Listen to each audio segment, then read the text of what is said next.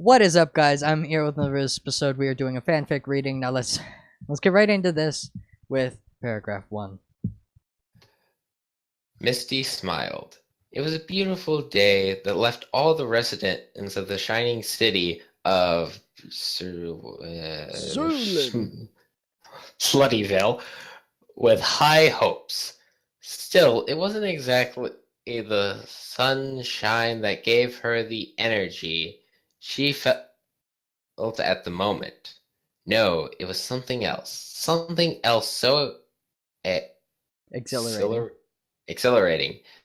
It made her wonder if it was truly real. Today, two great things were to take place. Her 16th birthday, complete with party for once, was going to take place that night.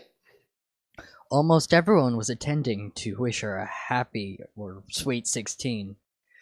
Duplica was bringing her ditto and was fully prepared to do a free show.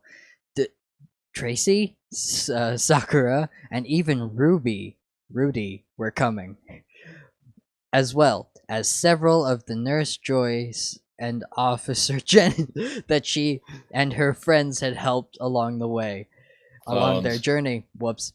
Sabrina, Erica, and even Whitney were taking a break from the gyms. Todd and Richie were stopping in since they were both near Puerto when the invitations were sent. Even Melody was coming. It seemed like everyone that they had helped or became friends with was coming. But Tish. The first invitations, though, of course, went out to Brock and Ash. Okay, Because you gotta get that sweet, sweet Ash. From Evil Dead? No, but yeah, Ash, seriously, what is with some of these names in this? Oh, and if you... Sorry for our English, we are both bad at English. Me English gooder. Right! Shut up. Ash, that was what else was going to happen that night? She was finally going to confess her undying love for Ash. After all, the worst that could happen is that he would reject her. Oh, who am I kidding? And she asked herself briefly, if he rejects me, my world's gonna crash and burn. Then she did a retake, playing out the probabilities and seems to go with them in her head. Well, no doubt about it. If he rejects me, I will be more than crushed. Not suicidal. Not suicidal, but definitely about as close to an unreachable crying teenager wanted to be left alone to die as possible. But then again, I suppose it's better than being one of those soap opera girls who decide to tell him that she loves him years later and spends a heck of a lot of time searching for him just to find that he's married with children and then is crushed. What is it going through well, this girl? That okay. Yeah. She thought about what she actually would do if Ash broke her heart. She knew for sure that she would lock herself up both mentally and physically for at least a week, during which she would most likely flood out, search the city. Who knew what she'd do then? As selfish as her next thought sounded, she knew it was most likely true. Unless she decided to head off to her own Pokemon journey, she would probably make her way back to Rudy, who made it clear that his heart was still for her, or go live in Puerto with Brock, whose girlfriend Susie lived miles away in Colton, unable to give him a hand in any of his responsibilities since his dad died. Jesus Christ! He always needed to help with running the gym or talking taking care of his brothers and sisters who hadn't left the Pokemon journeys, who have left on their Pokemon journeys left. Get to the fucking. No, that's for you to choose. She turned she turned to head inside and get dressed. Now reminded of the grim likely chance that Ash would turn her down. Now in her room, she actually pulled on something she never thought she would wear. It was a sparkling blue dress that Daisy had given her a year ago. It wasn't that she didn't really like the dress. The material was soft and velvety, and the color was to die for. It was more like the dress Literally. was what Violet called a sexy dress. It was a low cut, show everything, show the top of every breast of the breasts, and very short at the bottom. Normally, she wouldn't be caught dead in anything that that could send Brock into drool mode. XXXL. But tonight was different. It was her 16th. She was older, more mature, and by the view of some, much prettier. Her hair had grown out long and beautiful, and much easier to style and control. Her body had matured. She didn't have the biggest chest in the world, but hey, not everything's about cleavage, right? That is incorrect. Hey, you don't even have anywhere to say about that. Well, fine. But yeah, you are perfectly right about that, though. Everything is. She pulled into the tight dress with smooth, rewarded confidence renewed confidence through the awareness that Ash could and most likely would leave her in the dust of girls such as God damn it, the Slutzilla. No idea. Was ever present and biting at her slowly yet surely, sighing at her own lack of self-confidence. She pulled her hair up into two identical buns on either side of her head and stuck decorative chopsticks through them. Wow. Yeah, this is definitely not foreshadowing something. Did you read this? Maybe a long time ago. Oh, well, fine. She stopped at the window for a brief moment of tranquility, trying to forget both the happiness and worry of the night to come. She let the salty breeze gently blow into her face, gently caressing her tight skin. She closed her eyes, wishing with all of her might that she would finally be with the one that night. Making her final prayer, she closed her window and left to prepare. This is definitely Harry Potter fanfiction. No, it's not. It's Pokemon fanfiction. God damn it. Squiggly line percentage head. Okay, no. Jesse, can't we take a break? Meow asked his other partner in crime. All this walking is making me want on a cat nap. Okay, English gutter.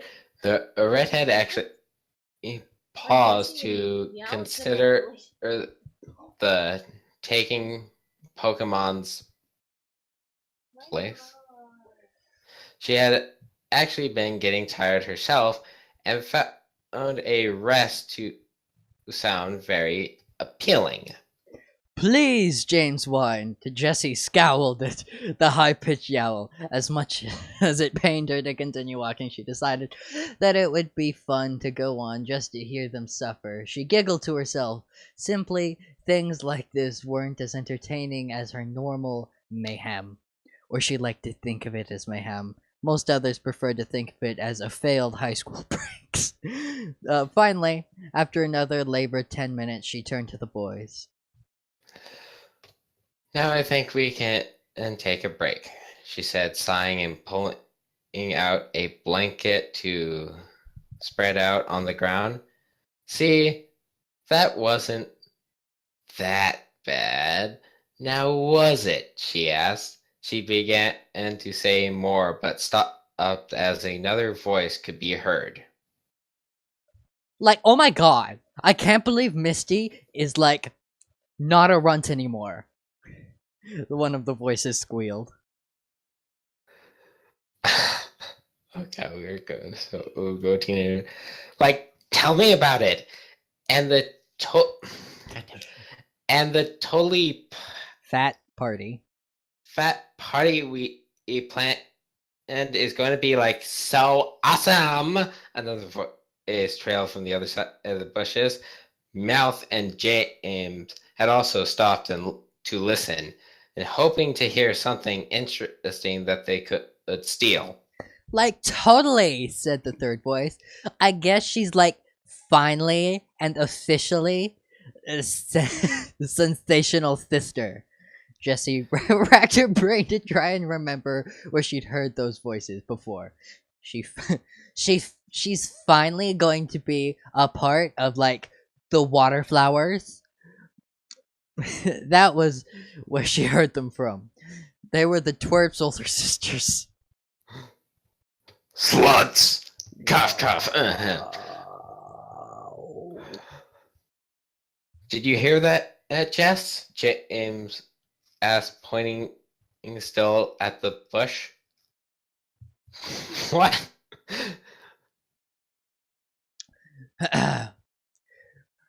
Red's having a party. Alright, wait. Red's... What was Meowth's voice again? Yeah. I have no idea. Did you hear that, Jess? Oh wait, no, that was the one you read.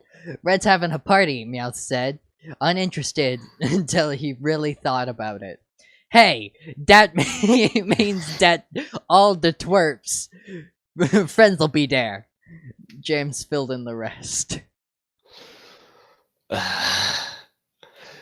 And where there's trainers, there's Pokemon. James cried in a voice brimming with pointless triumph. Jess was swift to pummel them both with the rather large paper fan that had managed to handily appear out of thin air, like everything else in anime. A girl's sweet 16 is important, she yelled at them. You can't just break in and catch the most important occasion of a young girl's life. That's what I'm picturing she's sounding like right now. She stopped to take back in the precious air that she had used to screech with. Hey, how do you know how old she is anyway, Jess? James asked, curious, among other things. And she immediately turned red and tried to cover her embarrassment up. After a few seconds of shuddering, she finally came out with the simplest and most believable explanation that she could think of. I don't know. Now don't question me again. It was it was almost possible to see steam coming out of her ears and her pearly white teeth grow into fangs. But now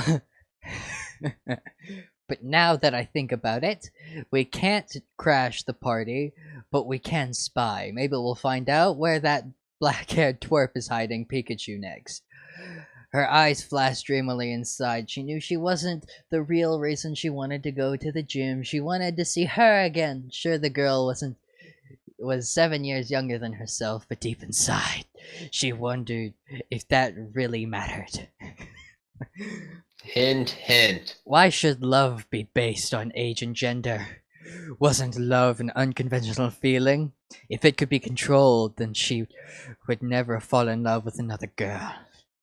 And worse than that, a 16-year-old girl who happened to be your sworn enemy. Oh, and yeah, also, he has never read this before. I have, though, like a year ago or something.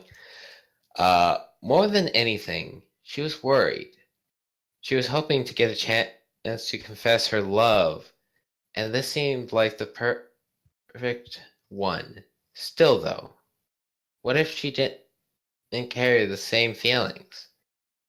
Jessie was perfectly aware that the changes of her love being both lesbian and in love with her mortal enemy were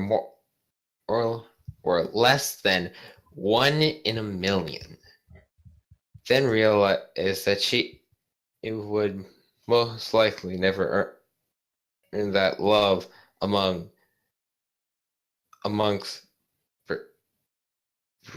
Almost brought almost, tears. almost brought tears to her eyes. It felt like her heart was being pulled in both directions as scenes rolled through her mind, memories of all the times that Misty spoke of her love for Ash coming flooding back, ready to case her the same point that she had both accidentally and intentionally caused. Everything she had ever done, from cheating on Cassidy, like OMG, to stealing Pikachu, came back to successfully snap her head in the face. Slap her hard in the face. Be English, gutter. Still, she wanted to at least admit to the other girl, how she really felt. It's better than just waiting and wondering if it ever could have been. She finally figured out and turned to catch up with her partners.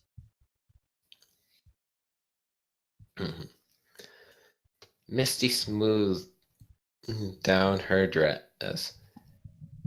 Better now than ever, she told herself.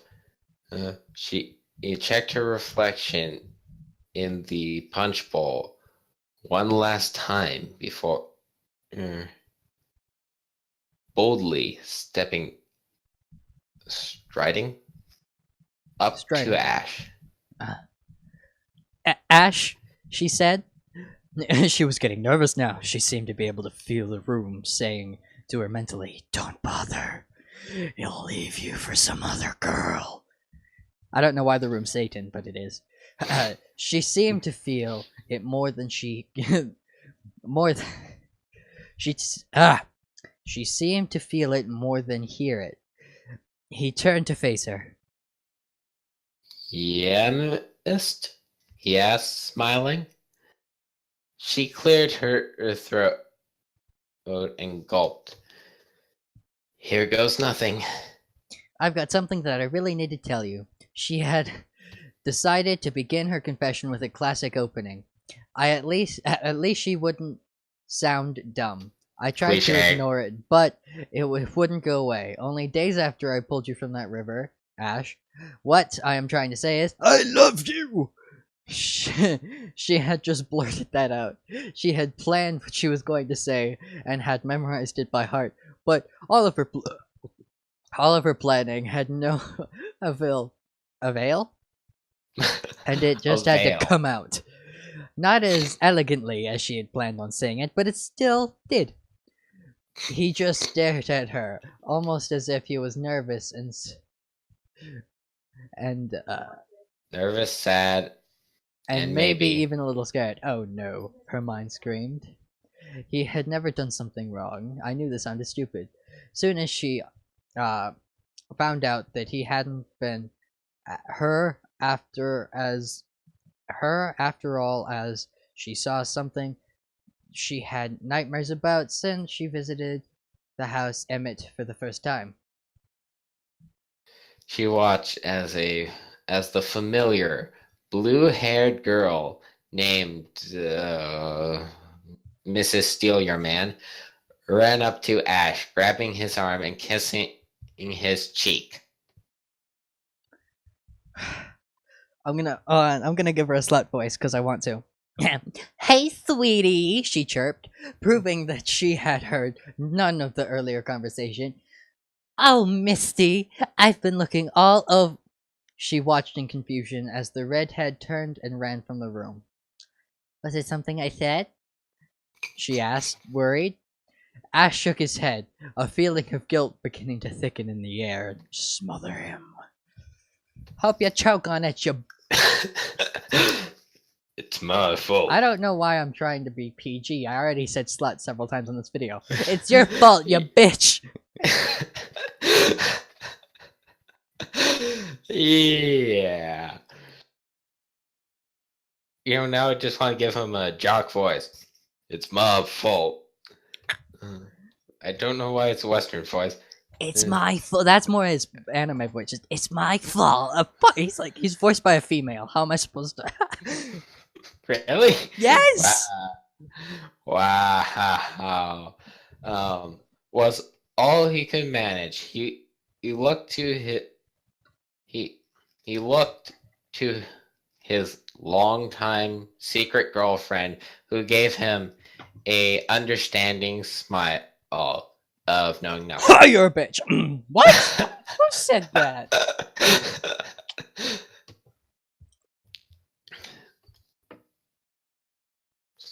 Go have to. Hold on, I'm eating jelly beans. They're really good. How's your day? Right.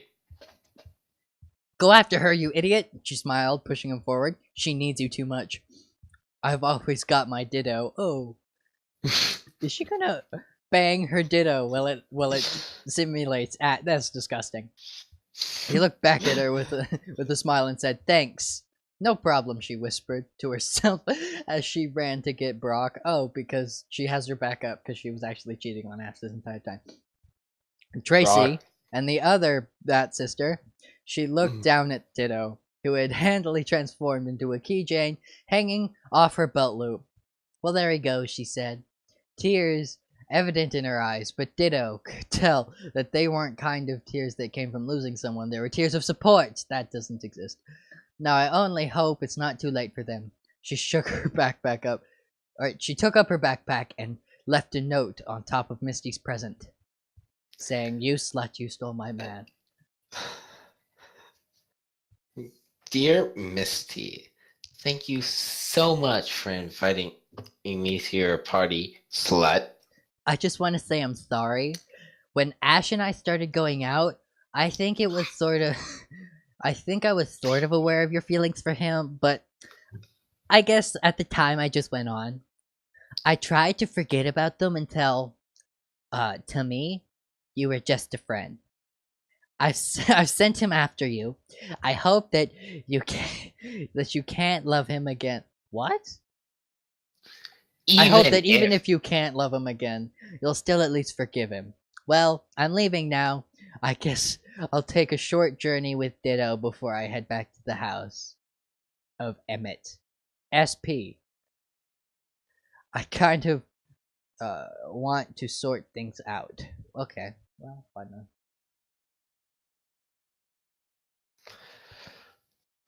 It's weird. We can't even keep the same character with the same voice. We keep changing voices, but please give Ash my love and think about what I slid.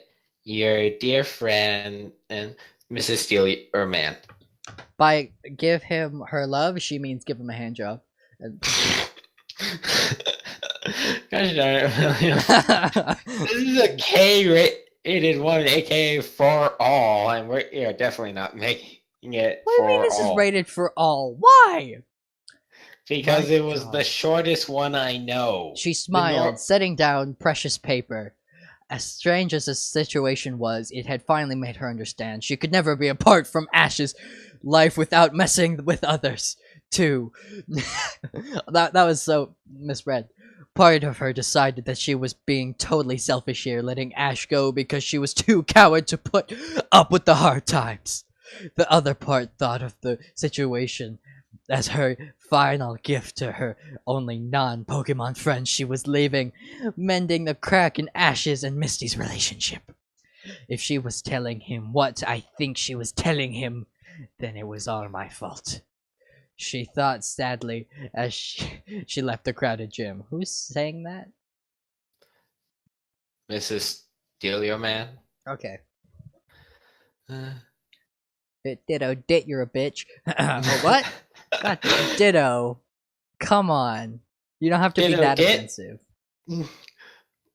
Where are we going? Ditto asked Mrs. Delio Man as they walked off into the night.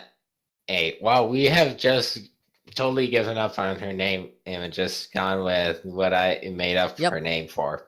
I don't know, she confessed. I guess we'll go somewhere no one knows, and we'll fuck. We'll go somewhere no one knows us and hang for a while before we go back home, and I'll fuck all the men. Ash and Misty, whether you find love again or not, my heart is always with you. Because I put it up Ash's bum. I mean, I'll remember you always, friend. Friends. Yep.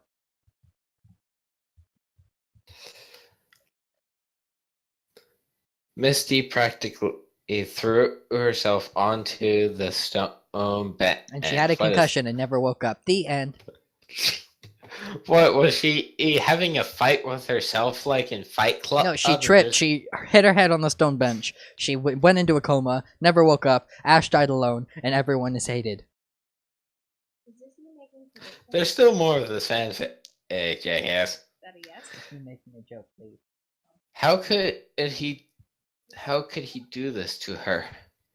It wasn't really that he had a girlfriend or that it was Still Your Man. Of all people, as much as it was the fact that he had kept it from her. Whatever they were in love or not, they were still best friends. Don't best friends tell each other everything? Not technically. I think should've- I have like I should have just Hey. stuck with Pokemon, she said angrily to herself, staring at the ocean, even though her eyes were so filled with tears she couldn't see except for the brightly lit light of the moon. Like, really. Life was great living on my own, just like me and my...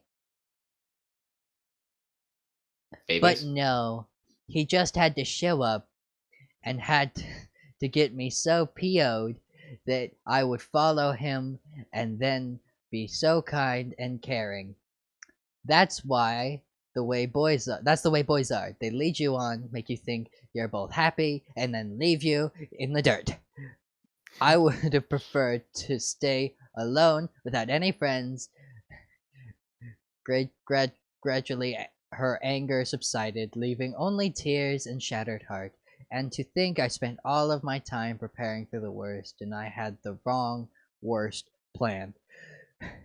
Who'd have the thought that he would have gone off and gotten a girlfriend? The worst thing, being rejected as a lover. I've been rejected as a friend too, she sniffed. Yes. The old thing of no matter how much you plan, there's always a worst.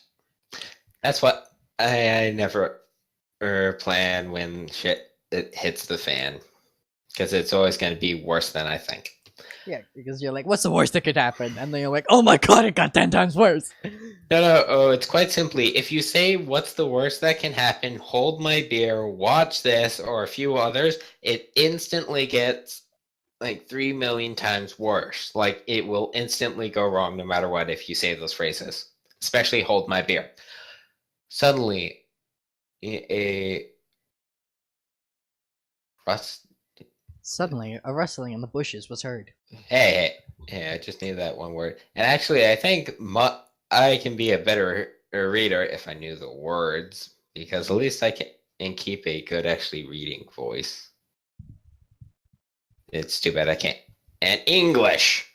In the bushes was heard. She didn't pay much attention until she heard the voice.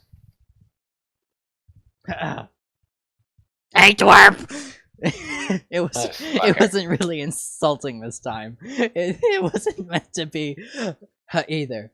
The voice was caring. What's wrong? Misty looked up and was astonished to find Jessie standing there in her short skirt splendor.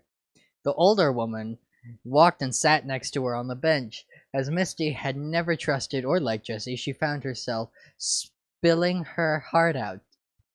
What the fuck? Oh my god. That's Hey. Disgusting. Oh my god. It was terrible. She cried, twin streams of tears running down her face and hiccuping every once in a while. She cried I hiccuping? told Ash how I felt about him, and he has a girl friend, and he didn't even tell me that I'm supposed to be his best friend. She waited for her triumph and happiness to flash over the rocket's features, but was surprised to see instead sadness and compassion and understanding. She was equally, if not more, surprised as the older woman put her arm around the heart-broken girl and wrapped her into a tight hug. He's not worth it if he can't see you for what you truly are. Satan. She said, holding the girl tighter. I guess I just wasn't pretty enough. I would give up my gem to be beautiful enough for someone to want me. She confessed, returning Jessie's hug. I guess. Oh wait, no. Fun. For what it's worth, I think you're beautiful. She slapped herself mentally and hoped that Misty hadn't caught the affection in that remark she did. What do you mean? She asked, fully aware that Jessie was hiding something. Jessie sighed, realizing that now was as good a time as any. Look, kid. Life is like a game. Every player gets dealt different cards. Don't tell anyone.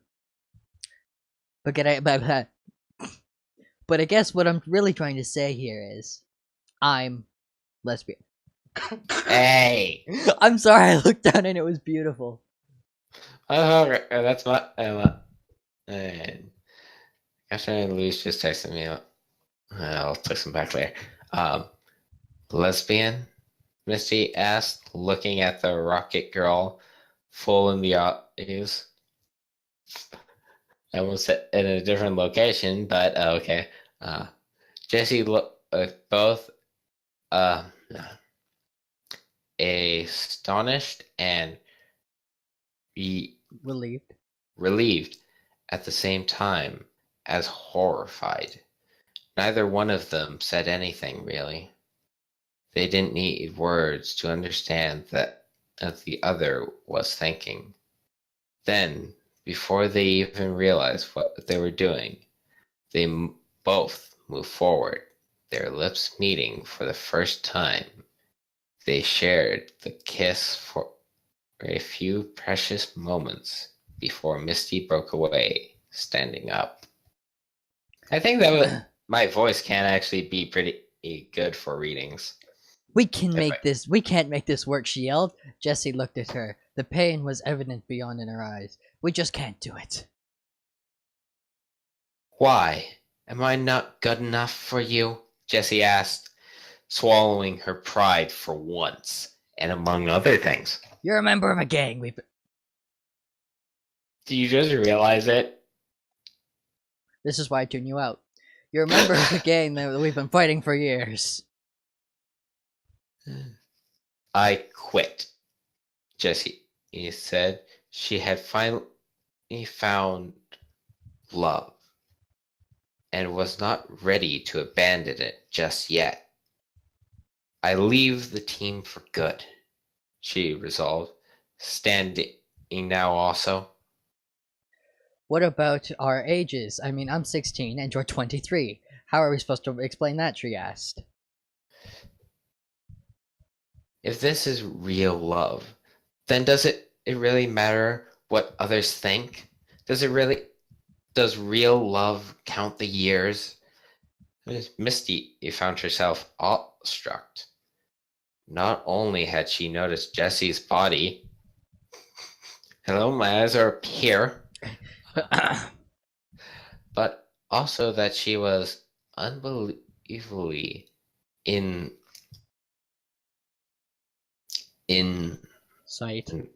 insightful for a gang member. She hung her head in defeat. You're right, she admitted, and for what it's worth, I think you're beautiful too. She said as the two rejoined in a sequel to to their earlier bout of unexplained passion. They were both unaware of the others watching them. Oh no.